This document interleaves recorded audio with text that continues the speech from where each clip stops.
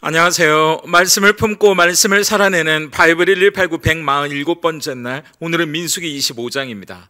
지난 민수기 20장에서 38년의 시간을 건너뛰어 광야에서 보내는 마지막 40년째에 접어든 이스라엘 백성이 21장에서는 에돔을 삥 돌아가느라 불평과 원망을 하다가 불뱀에 물려 죽고, 또 장대에 높이 치켜든 노뱀을 보고 살아나는 사건과 함께 요단 동편에서 아모리 족속과의 싸움을 연전연승하면서 그 땅을 점령해가는 모습을 살펴봤습니다.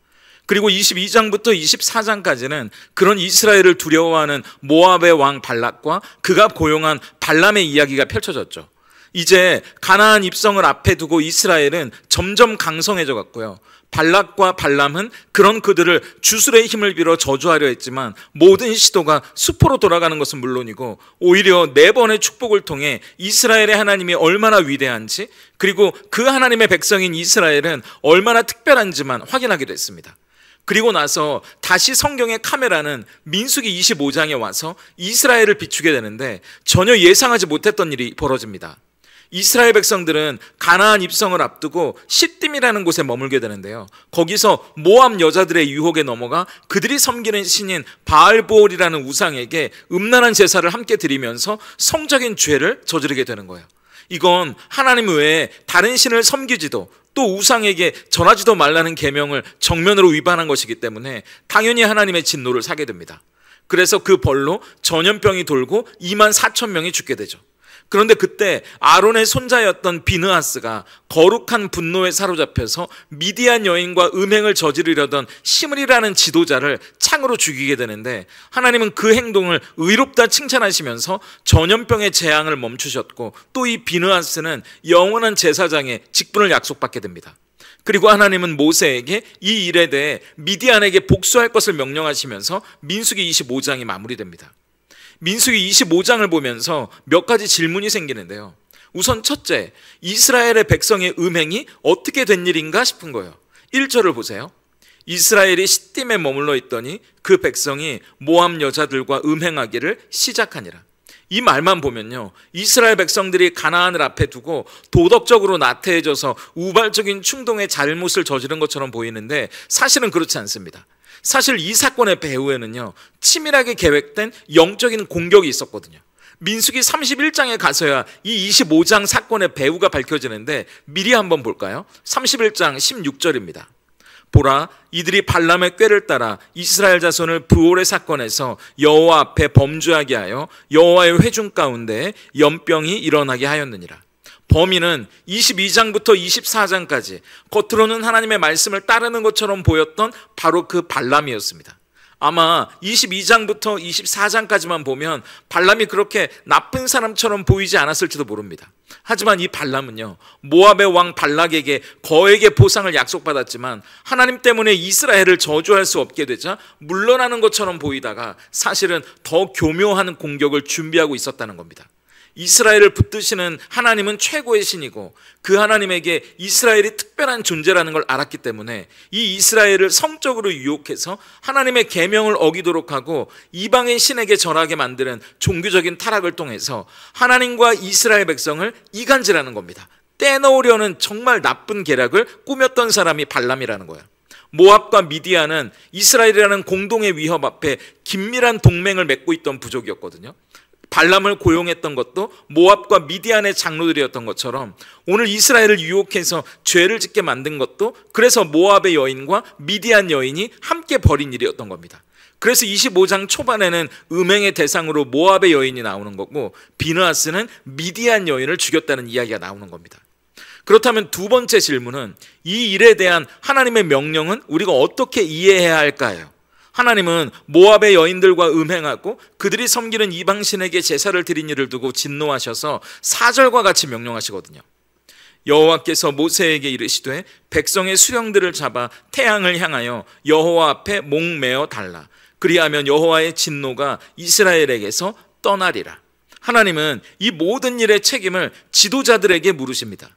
그들은 백성들을 올바른 길로 인도해야 할 책임이 있었는데 오히려 그들이 성적인 타락과 우상숭배에 앞장섰기 때문에 더 엄중한 심판을 받게 되는 거였어요.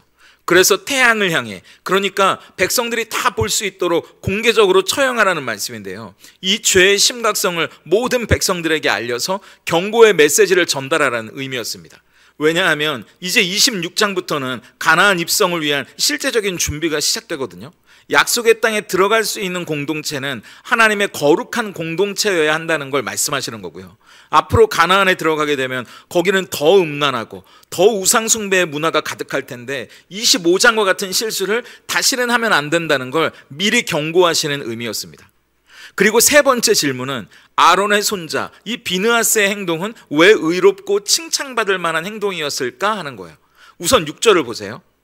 이스라엘 자손의 온 회중이 회막문에서 울 때 이스라엘 자손 한 사람이 모세와 온 회중의 눈앞에 미디안의 한 여인을 데리고 그의 형제들에게로 온지라. 지금 이방 여인과 우상숭배에 동참해서 음란한 일을 벌인 일 때문에 하나님의 심판이 임했거든요. 그래서 온 백성이 울면서 회개하고 있는 그때에 시므온 지파의 지도자라는 사람은 창피함도 없이 버젓이 미디안 여인을 데리고 자기 막사로 들어가고 있었다는 겁니다. 얼마나 지도자들이 해이해져 있는지를 보여주는 충격적인 장면 아닙니까? 하나님의 말씀조차도 우습게 여기고 있는 거고요. 이스라엘 백성들의 회개를 조롱하지 않고서야 어떻게 백주대낮에 이런 일을 벌일 수 있겠어요? 그래서 비느하스가 거룩한 분노가 들어서 칼을 들고 그를 처단한 겁니다. 그래서 11절을 세 번역으로 보세요. 아론의 손자이자 엘르아살의 아들인 제사장 비느하스가 한 일을 보아서 내가 더 이상 이스라엘 자손에게 화를 내지 않겠다. 그는 이스라엘 자손이 나 밖에 다른 신을 섬기는 것을 결코 용납하지 않았다. 그러므로 나는 이스라엘 자손을 홧김에 멸하는 일은 삼갔다. 우리가 보는 개역개정에는 이 비느하스의 행동을 인간적인 분노가 아니라 하나님의 거룩한 질투라고 표현합니다. 하나님의 이름이 모독당하고 계명을 통한 언약이 깨지는 걸 볼 수 없었던 의로운 분노, 그리고 하나님을 향한 사랑의 표현이었고 하나님의 공의를 실천하는 열심이었다는 겁니다. 마치 하나님을 조롱하는 골리앗을 향해 물맷돌을 들었던 다윗과도 같은 심정이었다는 거죠. 다윗의 의분이 블레셋으로부터 이스라엘을 구했던 것처럼 이 비느하스의 의분이 이스라엘을 구한 겁니다. 우리는 이 25장을 보면서 유혹의 창에 찔리지 말고 거룩한 창을 들어야 한다는 사실을 깨닫게 돼요. 이스라엘을 향한 발람의 더러운 계략을 보면서 여러분은 어떤 생각이 드시나요? 오랜 시간 광야 생활에 지치고 계속되는 전쟁에 신경이 곤두선 이스라엘 남자들에게 모압 여인이 보낸 초대가 어떻게 다가왔겠습니까? 맛있는 음식, 아름다운 여인들, 기분 좋은 술이 있는 신나는 파티에 참여하고 싶지 않았겠어요? 그냥 가서 긴장을 풀고 즐기다 오면 되는 거 아닌가? 그렇게 생각했을지도 모릅니다. 그런데 3절을 보세요. 이스라엘이 바알 부올에게 가담한지라 여호와께서 이스라엘에게 진노하시니라. 여기서 가담했다는 히브리어 차마드라는 말은요, 멍에를 맨다, 단단히 결합한다, 이런 뜻을 가지거든요. 그래서 그들은 즐기고 온다고 가볍게 생각했을지 모르지만 사실 자기도 모르는 사이에 우상에게 단단히 묶여버리는 결과를 가져왔다는 겁니다. 발람은 저주로 안 되니까 이 이스라엘 백성들의 약점을 정확히 파악해서 스스로 무너지게 만들었다는 거예요. 그래서 하나님께 단단히 결합되어 있던 이 이스라엘 백성들을 스스로 그 관계는 느슨하게, 그리고 우상에게 자기도 모르게 결합되도록 만들어버렸다는 겁니다. 그런데 이걸 보면서 우리도 마찬가지 아닌가 그런 생각이 드는 거예요. 사탄은 우리의 연약한 부분을 정확하게 알고 있잖아요. 그래서 바알보올이라는 우상의 이름만 돈으로 바뀌는 거고요, 성공으로 바뀌는 거고, 자녀로 바뀝니다. 우리의 약한 부분을 유혹의 창으로 찔러서 우리 스스로 무너져 버리게 만드는 거죠. 그래서 하나님과의 친밀한 관계를 느슨하게 만들고 나에게 약한 그 부분을 메꿔줄 수 있을 것처럼 보이는 세련되고 매력적인 우상에게 우리도 참아듯 결합되어 버리는 겁니다. 그런데 그때 이스라엘 백성들이 보이지 않는 유혹의 창에 찔려 속수무책 울고 당하고만 있을 때 비느하스는 달랐잖아요. 그는 유혹의 실체를 정확하게 꿰뚫어봤고 그 죄악을 향해 거룩한 창을 들고 일어섭니다. 하나님은 그 거룩한 창이 인간적인 마음이 아니라 하나님의 마음을 품고 죄를 미워하는 마음이라고 말씀하셨어요. 그리고 하나님의 영광을 위해 또 하나님이 의롭다 여기는 행동을 실천하게 되는 용기 있는 결단이라고 칭찬해 주셨죠. 그렇다면 우리가 거룩한 창을 든다는 건 우리의 가장 약한 부분을 유혹하고 죄와 타협하려는 마음에 대해 단호하게 아니오라고 말할 수 있는 용기입니다. 저도 청소년 아이들을 키우고 있지만요, 컴퓨터는 물론이고 늘 손에 쥐고 있는 스마트폰만 해도 24시간 그야말로 성적인 유혹이나 통제할 수 없는 인터넷 서핑, 게임의 유혹에 그대로 노출되어 있는 거잖아요. 그럴 때 거룩한 아니오를 외칠 수 있어야 한다는 거죠. 그건 어른들도 마찬가지입니다. 성적인 유혹은 물론이고 내가 어떤 상황에서도 하나님의 공의와 정직을 택할 수 있는 용기가 스스로에게 있는지 돌아봐야 한다는 거예요. 그런데 그게 어떻게 쉽게 가능하겠습니까? 마음대로, 또 우리의 의지대로 잘 안 되는 거잖아요. 우리는 그게 어렵다는 걸 솔직히 알거든요. 민수기 25장의 비느하스는 그렇기 때문에 사실 예수님의 모형이라고 할 수 있습니다. 이 비느하스가 누굽니까? 제사장이잖아요. 한 번의 의로운 행동으로 하나님의 진노를 멈추고 백성을 위한 속죄를 이뤄냈습니다. 예수님도 마찬가지죠. 하나님의 마음으로 이 죄악된 세상 한복판으로 오셔서 한 번의 의로운 행동, 십자가로 하나님의 영원한 진노를 멈추시고 우리를 위한 완전한 속죄를 이뤄내셨으니까요. 그런데 비느하스와 예수님의 차이가 뭡니까? 비느하스는 창을 들고 죄인을 찌른 사람이었지만 예수님은 죄인을 대신해서 그 창에 오히려 찔린 분이셨어요. 그분은 우리가 받았어야 할 심판의 창을 자기의 몸으로 대신 받으신 분입니다. 비느하스는 심판의 집행자로 평화의 언약을 얻었지만 예수님은 친히 심판의 대상이 되심으로 우리에게 영원한 평화를 선물해 주신 분이에요. 그게 복음입니다.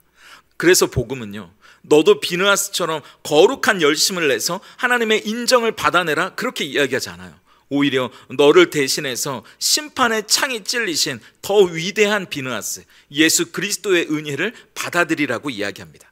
그러므로 오늘 우리가 들어야 할 거룩한 창은요, 다른 사람을 정죄하고 심판하는 율법의 창이 아닙니다. 오히려 나를 위해 십자가에 내 연약함 때문에 찔리신 예수님의 사랑에 감격해서 그분을 아프게 했던 내 안의 연약함과 죄와 단호하게 싸우기로 결단하는 은혜의 창입니다.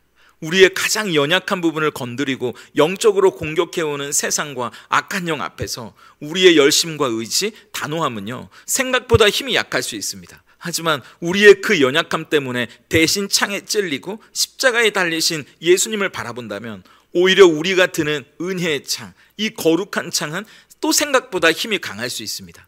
오늘 우리의 연약함을 담당해 주시고 대신 창에 찔리신 예수님의 은혜 안에서 우리에게 찾아오는 유혹과 공격을 넉넉히 이겨가는 저와 여러분이 될 수 있기를 소망합니다. 오늘 바이블 1189 적용입니다. 첫째, 나의 바알보을 찾기예요.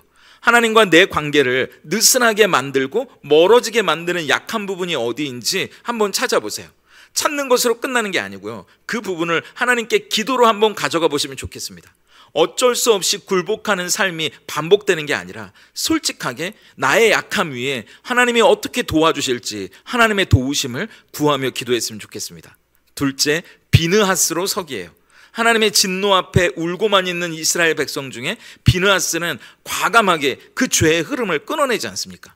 죄의 흐름을 끊는 건 단순히 하지 않는 것만이 아니고 하나님이 기뻐하시는 것까지 하는 것을 포함합니다. 우리 가정이나 일터, 또 교회 안에 그렇게 부정적인 것을 긍정적으로 바꾸어내는 역할을 내가 어떻게 감당할 수 있을지 한번 고민해 보시고 그걸 실천해 보실 수 있으면 좋겠습니다. 함께 기도하겠습니다. 광야의 끝자락, 약속의 땅을 눈앞에 두고 유혹에 넘어지고 하나님과의 언약을 잃어버린 이스라엘 백성이 우리임을 고백합니다. 세상의 달콤한 유혹 앞에 무기력하고 우리의 가장 지치고 연약한 외로움과 아픔을 위로해 줄 것 같은 바알보올의 잔치로 향했던 우리의 마음을 용서해 주십시오. 유혹의 창이 우리를 찌르려 할 때 우리의 힘과 의지로 맞서 싸우다 낙심하는 사람이 되지 않기 원하오니 우리는 부족하나 친히 심판의 창에 찔리사 우리 대신 십자가에 죽으시고 부활하셔서 세상이 줄 수 없는 위로와 만족을 진짜 주시는 예수님을 바라보게 하시옵소서.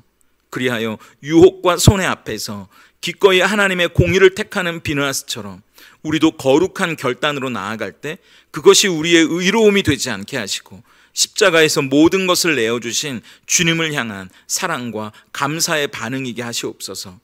그렇게 세상의 유혹 앞에 믿음으로 살아가기 위해 몸부림치는 성도님들과 청소년, 청년들에게 특별한 은혜와 힘을 주시기 원하올 때 예수님의 이름으로 기도드립니다.